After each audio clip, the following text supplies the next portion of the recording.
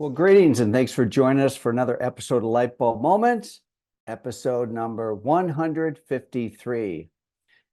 Subscribe to our YouTube channel where you can check out past Lightbulb Moment episodes. Also, it's a podcast now, so you can also check out a podcast version of this. And we certainly had some great episodes lately. I'll share a few of those with you in a moment. I'm Tom Kuhn. I'm host and curator of Lightbulb Moments. I'm also founder of Qnity and the Qnity companies. What is a light bulb moment? Well, we call it a sudden realization, enlightenment, or inspiration. And usually a light bulb moment will be the spark to take an action. What we're here to do at Qnity is help create a simpler path to prosperity in a world that's full of complexity, overwhelm, and confusion. To prosper, manage your ATM, the three currencies we have in life: attention, time, and money. And thanks for spending your precious time with us today. We love hearing from you. In fact, I got an email this morning from someone that has a suggestion for another episode, which I'm happy to accommodate. Our guest today will be Dr. Katie Pritchett. We have another doctor in the house. We had a doctor in the house last week, or a previous episode, if you're not doing this in sequence. That was Dr. Elizabeth Garza, and we will be speaking with Dr. Pritchett very shortly. I'm super thrilled to have her as a guest today. She's part of a University of Texas Austin community that is really the theme for the upcoming Phil. So anyway, we're going to have a great conversation with Katie shortly. But today we also have the annual announcement of our Impact Award winners. We're going to announce them today in just a few minutes, and they will receive their award at Lightbulb Moments at the Phil, May 19th, coming up, under 2 weeks away. Oh my God, under 2 weeks away. Okay, so let us, without any further ado, yes, with further ado, I'm going to give you the further ado in a moment. I'm going to acknowledge the sponsors of the Lightbulb Moments at the Phil event. These are not sponsors of the podcast on an ongoing basis, but sponsors of the Lightbulb Moment evening and the Impact Award winners, including Aveda, Paul Mitchell Green Circle, Wella, Forest, Ultraceuticals, Zenoti, and Lightheart Sanders. That is a really great lineup of partners, and thanks for them to helping us put on Lightbulb Moments at the Phil. Check out past episodes. As I mentioned, our last episode was with Dr. Elizabeth Richmond Garza. What a fascinating person. At the very end, she actually said "see you at the Phil" in 6 different languages. She's a very inspiring, kind, smart, very impact-driven woman, and she, along with Dr. Katie, who we're going to get to in a minute here, will be part of the Phil conference coming up. Past guests included Will Simpson. We had a great conversation about color. Also, we had an episode with Sam Bricata and Mike Leggett. Mike Leggett is also a member of the U-Texas community, and he's an expert in resiliency. Sam Bricata is a familiar face and a former Golden Lightbulb Award winner. Also, another great episode recently was Liz and Jess Arundel from Luscious & Co. So check out those episodes and other ones on our recordings. Okay, I also want to call out sponsors of Lightbulb Moments, which is Lightheart Sanders, which is really a legacy sponsor. They've been a sponsor since almost the beginning of when this turned into a weekly ritual, plus Green Circle and Forest. Upcoming dates, obviously we have the Phil coming up, which is coming up, like I said, in under 2 weeks. Our theme this year is Leap, and we are asking people to take a leap. And part of the leap is to go between business and economics. And I think that's actually business and education. I think that's a good segue into some of the things we'll be talking to Katie about. Katie's part of a partnership that we have with University of Texas McCombs School of Business, as well as their Human Dimensions organizations, part of the university that is going to be part of this great event. Also, as I mentioned, Sunday night at the Phil will be our 3rd annual celebration of Lightbulb Moments, where I'll be honoring all previous guests on Lightbulb Moments, of which there's quite a few of them over the years. Be sure to also check out Erin's Money 02 podcast. I don't know how she gets some of these guests, but She was on with one guest for 3 hours the other night, and it was with a I can't remember the name of the person, but it was a very inspiring person. So that's why I happened to listen to it. All right, my light bulb moment last week was really about succession planning, and sort of hit over the head with, in just a matter of days, like 3 situations about people that were either had decided to close their business or were on a path to closing their business, and just an area where a lot of guidance is needed. And so we normally, as a standing topic on Lightbulb Moments, we do talk about multi-generational transfers, key employee transitions, succession planning, et cetera. It's a constant theme, but really just sort of realized that, heard enough type thing. It's time to get some information out there, more as a public service.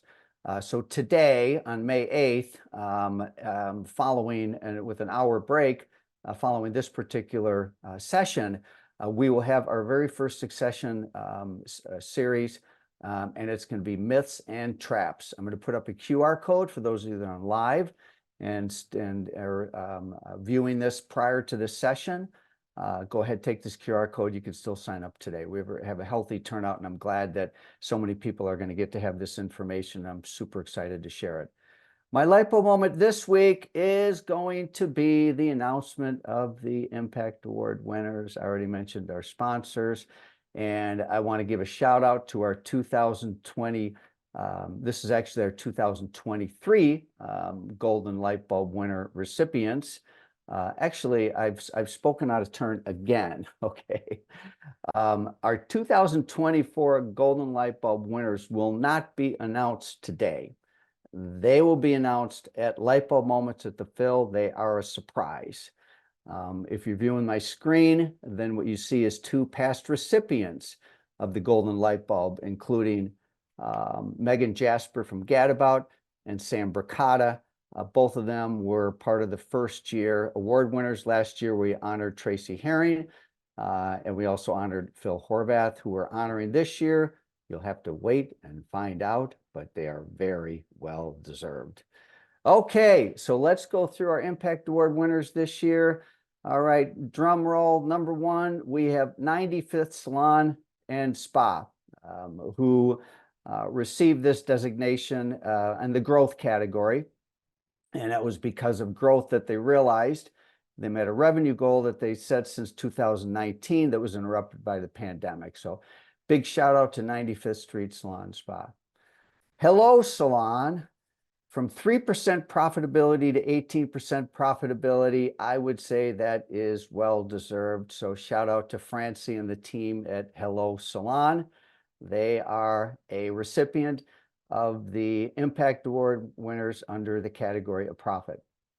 Next, we have Yellow Strawberry in execution. Love the Yellow Strawberry family, literally family and non-family members. Sebastian, Carolyn, and Desmond, and the rest of the team, well-deserved. Execution allowed them to take the team on an overseas trip, make life less stressful and more productive for company owners and leaders.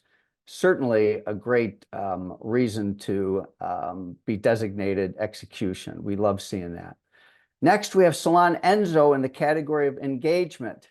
They implemented 13-week trackers, 3 C's, and connected with team members money-wide to coach them to numbers without making the team feel like it's all about the numbers. So shout out to Salon Enzo. Personal touch in the category of leadership. They added a salon leadership and added to the salon leadership team and began enabling the salon to fully implement 8 seasons and 5 functions, because one person, everything, but they can't do anything. I'm sorry, one person can do anything, but one person can't do everything. Congratulations to Personal Touch. A Moment's Peace. Okay, Kip, congratulations. A Moment's Peace Salon and Day Spa out of Tennessee. And for implementation, execution, and improvement of the Net Promoter Score, supported by 8 seasons and 5 functions. And really what they did was they actually, so we do have a few special designations, including this one. This is really for what they implemented based upon what they learned last year at the Phil. So we love that. Also, we wanted to make sure that we honor members of the school community who are also open. We don't usually get as many submissions from schools, but we're going to give we've awarded an impact award to the Paul Mitchell School at Columbus. They've got surging money EDU attendance and transformation stories from students, including mastering budget cutting techniques to making short-term sacrifices for long-term financial success. Congratulations to Nicole and Orlando and team. And then finally, James Griffith Salon. I think we might have a member of the James Griffith team on with us today. For growing emerging leaders through ACE, 8 seasons, 5 functions, 4 times, 4 ways, and more. And we know that they will be at Lightbulb Moments at the Phil, so they can receive their award in person. Like I think most everybody we've mentioned so far. I think only one group will not be at the Phil this year.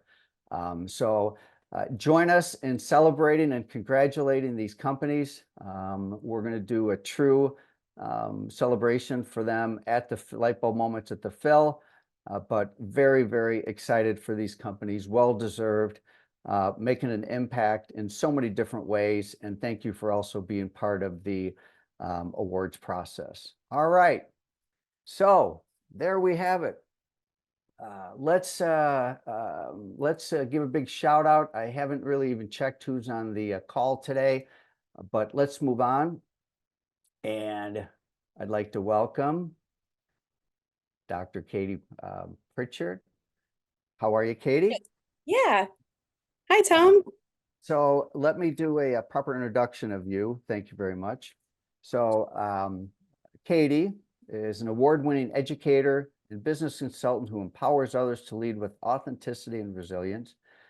Dr. Pritchett has over 15 years experience working at the intersection of education and business. She kind of likes to lean in on that, the intersection of education and business, and I love that. She teaches courses in innovation, creativity, change management, entrepreneurship, design thinking, storytelling, employee experience, conflict resolution, and organizational behavior. She's worked at the state level, the federal level, private sector, and public sector. She earned her PhD from the University of Texas, Austin in 2014 and has taught at the McComb School of Business since 2015. She also, today, she works through the Texas Executive Education Program to scale impact leaders to leaders across all industries. She's also the founder and CEO,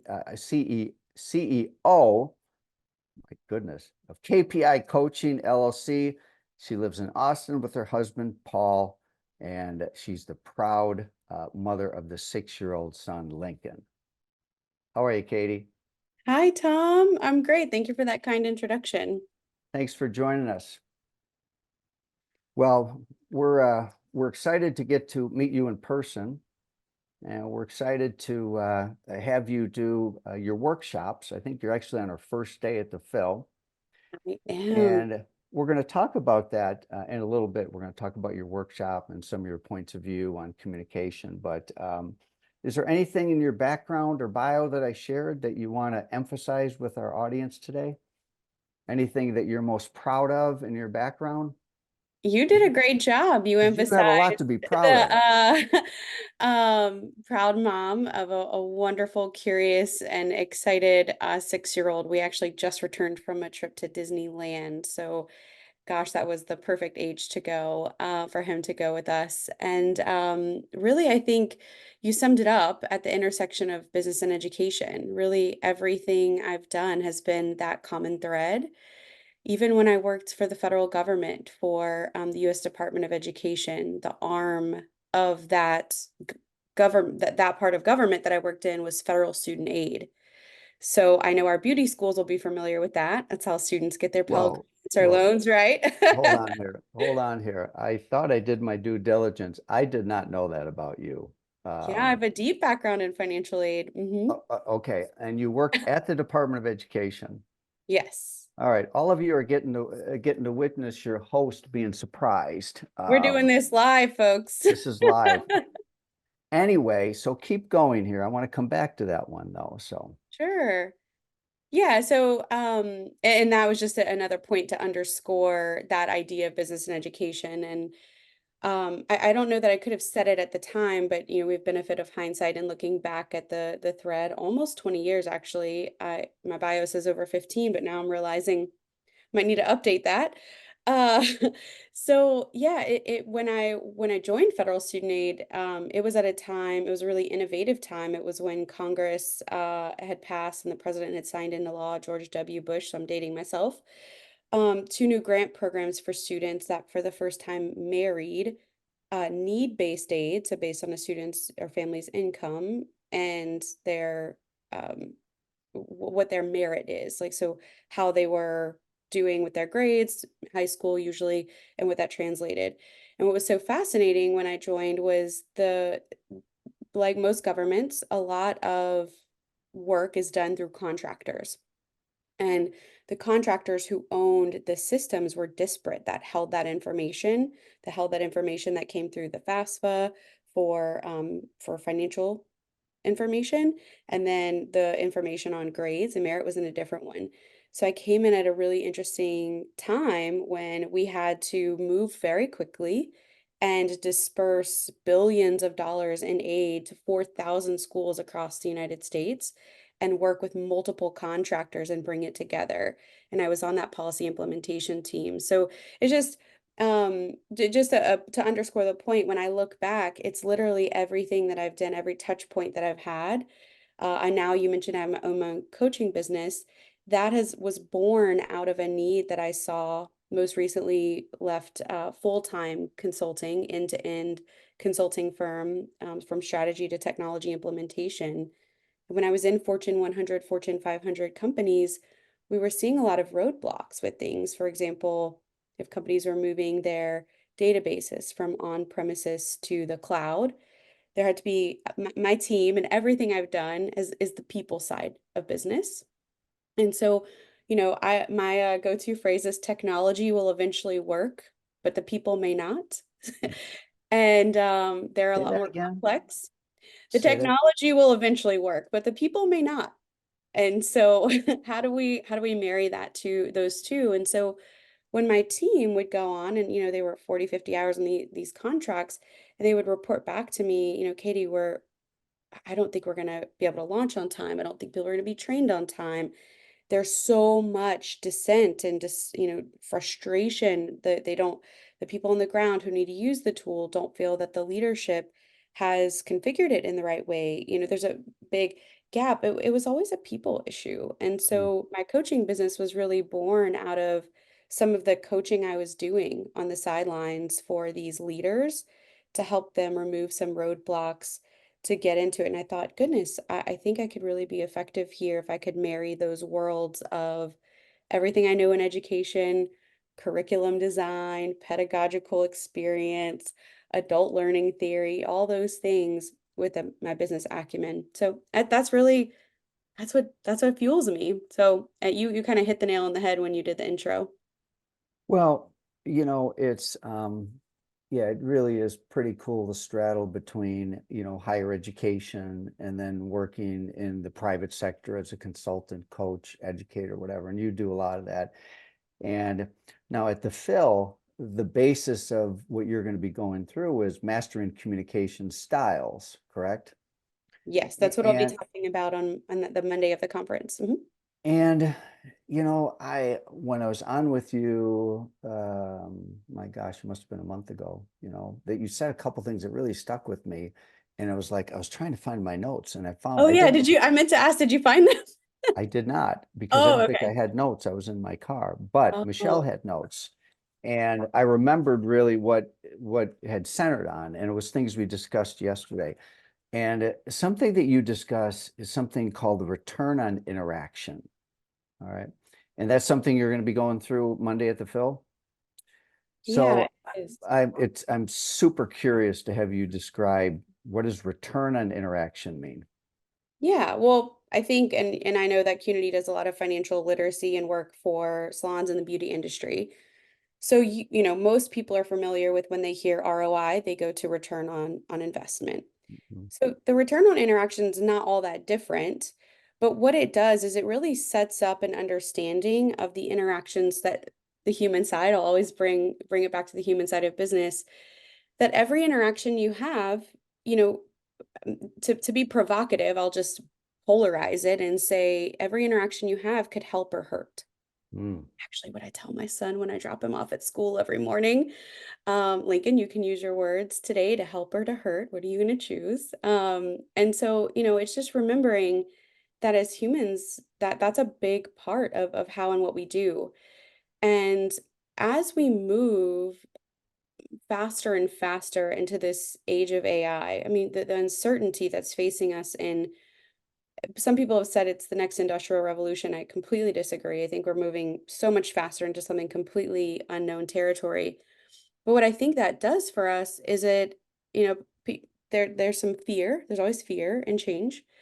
But there's people saying like we're going to get replaced by robots. We're going to be, and I disagree. I think actually it's going to allow us, if we move in that direction, a chance to be more human. The technology will automate and do some of the things that aren't so fun for us, and then it'll free Wait a us up. minute. Wait a Oh, minute. That's a very provocative thought. That's a oh, it pardon is. me, It's what I pardon me, believe. pardon me just for a moment here, and Yeah. pardon the interruption, okay? Did you just say that AI will make us more human? So let me correct that. I don't believe that AI will make us more human. Okay, all I right. believe that the rise of AI I and the gotcha. more that if we harness its power for good, to help, it can allow a space, the white space that evolves. So if we're not doing the mundane tasks, things are getting automated. There's anticipatory, right? Where there's generative AI, it's learning. It allows more of a white space. So what do we do Mm. then if it frees up this much time? I mean, you've seen certain things, right? Things that used to take to run reports hours or days can be done in minutes. What do we do with that time in that white space? For me, the answer is it's we can become more human. Become more human. Mhm. Very interesting. Okay. Hmm. That is definitely a light bulb moment for me today. Oh, good. Well, Yeah. and your original question was around the return on interaction. So because of that, it reminds me of how important it is for us to really get back to what for so long people called soft skills. And I love Brene Brown, her challenge there is the soft skills are the hard things. And people, there's lots of things around emotional intelligence. I've really been diving deep into, I'm such a sucker for diving into neuroscience, behavior science. I've deep in behavior science because I also am a change management, change agility expert, people side of business.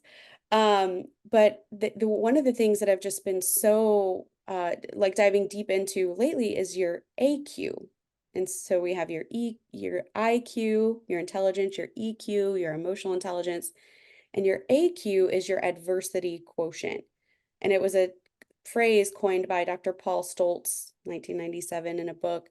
This idea to navigate complex and challenging situations with ease and the ability to inspire others to do the same. So it's the resiliency piece. And because we can't predict, and it's going to be more and more uncertain for the future, the one thing that we can start to lean on, the antidote for uncertainty is not certainty, it's self-trust. So how do we do that? I feel like I'm throwing a lot at you, but Simon Sinek made famous about 10 years ago his TED Talk on Start with Why. And it Mhm. really revolutionized a lot of things that organizations did with marketing and how they presented themselves. And I love his work. I don't disagree. I subscribe to it, but I think for me, we're moving into an age of start with who. Like, who are you? What really drives you? What do you need? What are you clear about? It's that lack of clarity. It's I see time and time again that hurt people. And I Mm. know the opposite to be true, that empowered leaders empower leaders. And so, how do we do that? How do we get back to the who so that when we are communicating, we're doing so with clarity, with purpose and intention, and then we can get that return on the interaction. So that's what we'll be diving deeper into in my session at the Phil conference. And it's just the work that I do daily in my one-on-one executive coaching, when I do group coaching or workshops. It's the underpinning. Well, you're a great find. We're thrilled to have you and others from the U Texas community. I want to go back. I'm really the word human. I want to unpack for a little bit here, and I want to give you just some of my insights and have you weigh in. And I've got three different things that just jumped out at me. Okay, if you allow me. Please, yeah. So, number one is that when we use the word, well, first of all, a few years ago, I started to observe that the word human-centered are terms that had never really been used before. Hmm. And I was trying to run some reports to say, hey, how often was the terminology human-centered used in 2010, 15, 20, whatever? That Oh, that term, human-centered, I think has to be escalated and will continue to be escalated. Would you agree with that, first of all, that human-centered is going to be part of maybe a differentiation point for business and field? oh, absolutely. I think it's going to be more than differentiator. I think it's going to be a sink or swim. So when we've created the Qnity values, of which you have five of them, I mean, human-centered is embedded in there. I don't want to get in the weeds on human-centered. I'm going to go to my next point here when it comes to Mhm. human. Katie, you will soon see at a conference some very inspiring and talented members of the professional salon and spa community, whether schools, salon owners, et cetera. And one of the things to just call out is that what's very unique about this industry is that the individuals are licensed to touch.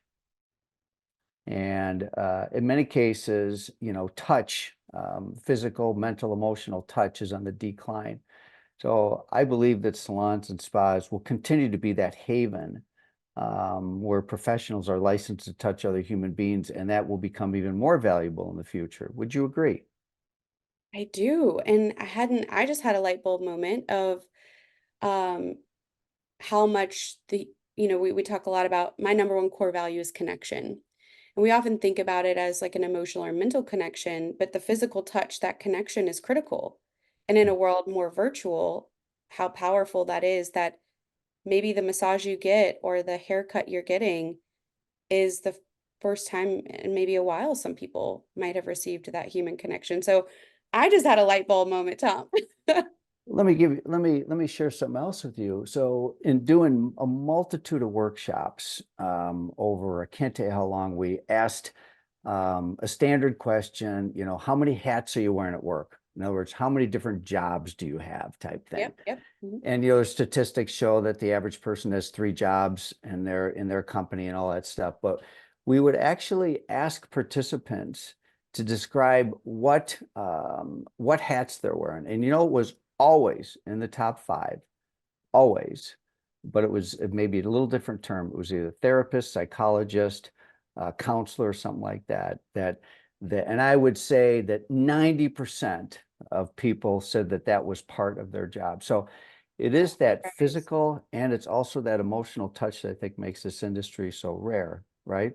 Yeah, I'm not surprised. I've heard that word like therapy or therapist, like therapist and hair person put together. And it's so interesting because the last time I was getting my hair cut, my stylist's longtime dog had just passed away. And the pup was a part of the salon. So, I mean, I was devastated, like Mhm. sent flowers, sent a gift, and the place felt different. And it's one of those, like, there's no way you could walk in and sit in a chair and someone say, "How are you doing today?" And like the fine answer is just going to work. It doesn't. Mhm. That authenticity really comes through. So I'm not surprised about that. All right, I'm going to give you my third thing that relates with Oh, humans, yes, keep going. I'm loving this. and then I want to get over to some of the other things that you talk about. For example, the platinum rule. Before we get to the platinum rule, the third thing I want to share, and this is for selfish reasons because this is a point of view I have, but I'm looking for interaction. So we at Qnity, we have tools. We have digital tools and we have paper-based tools. And there is an incessant desire to turn everything into digital. We determined is that tactile learning, the human form of learning with your hand, I mean, literally, I'm learning as I go because I'm taking notes, right? That it has a connection. So what's super interesting to me is I think we share this concept of unity. In fact, a member of our team threw it in there. I mean, Qnity was founded on the concept of unity. You're promoting unity between education and business. I also think there's a needed unity between tactile and digital tools. Oh, Tactile, yeah. for sure. Yeah, yeah. Speak to that. Do you use tactile tools in your workshops? And because you do a lot of case studies and you almost treat your classes like, they're part of a consulting firm. Is that right? I do. And I do use cases, but my dissertation and all the work that I do is around experiential learning. So learning by doing. And there's something about the embodiment of things that we know moves into transformative learning. And that's what I care about. It's one thing to know things cognitively, it's another to be able to actually feel and do it. And how many examples can you think of in that way, right? Like I thought I understood this, but then when I felt it for myself, holy cow, then we have more empathy or things like that. Um, but I used to share an article with my undergrad students specifically because I taught at undergrad, MBA, and exec levels, and I'm at the exec level now exclusively. But especially my undergrad students, when they just wanted to be on their computer, I'll give them the benefit of the doubt, but they got to have the distractions and things, and they were going to take notes on the computer. But I would always share an article around the research around taking handwritten notes and what that Mm, does. And it's so funny because that was maybe what I started teaching in 2015, all the way really for 6, 7 years there. And that was a dated study. But I just saw, Tom, you see me looking up because I'm looking at it in February of 2024, this year. It just came back why writing by hand is better for memory and for your learning. So a new study that reinforced the same idea. And so what I do, even if I'm teaching workshops virtually, I'll literally ask people to stand up. I don't care where their camera is, but we'll do movement. I'll say, can you feel this in your body in the left? Take a step to the right. Now we're going to shift our mindsets, and I want you to feel what it feels like in your body to the right. Actually, can I tell a quick story about that? This one please. blew my mind. Okay. I'm teaching an authentic leadership course to high-level executives and people in the military. This is at University of Texas at Austin. I'm in the classroom setting. We're talking about authentic leadership. These are seasoned professionals. We're talking about their core values. I bring in a Brene Brown exercise around that. We're doing these things. We have a conversation around tell me at a time when you were really in alignment with your core values. Write down that experience. What were those behaviors like? Tell me about a time, because we're human, when there was like slippery behaviors, when you were outside of your core value, when they were challenged. Sometimes it's outside of our control, but maybe we're asked to pass down an edict or a change in process that you don't really believe in or things like that. So people are, doing this and having these, and they wrote it all down, and I was like, "Do you get it?" And they're like, "Yeah, I get it." Then I make them stand up. And this is the part of that experiential piece that where I think you're getting to with the tactile is I had them stand up and I had them think about that experience where they were in alignment and asked them to close their eyes. We took some deep centering breaths and I had them move through their body. Where did they feel it in their legs? Where did they feel it at their gut and their sacral area? Where did they feel it in their heart? Where did they feel it in their throat? Where did they feel it in their head? And it was so amazing. I'm asking, how do you feel? And so we unpack that. But the powerful thing I want to share is that I then had them take a step to the left. And I asked them to then close their eyes and center. And we did the exact same process, but with the experience where they were out of alignment. And we went through the same thing. Tom, two big things happened. This was a room of about 18 people. One gentleman had to sit down, his knees buckled. He could hardly stand. And another lady, her heart was racing so bad that she had to drink water, and she is doing this for those of you who are just listening, she's like fanning herself and she goes, what is happening to me? Why is my heart racing? And the man behind her said, you're probably feeling shame.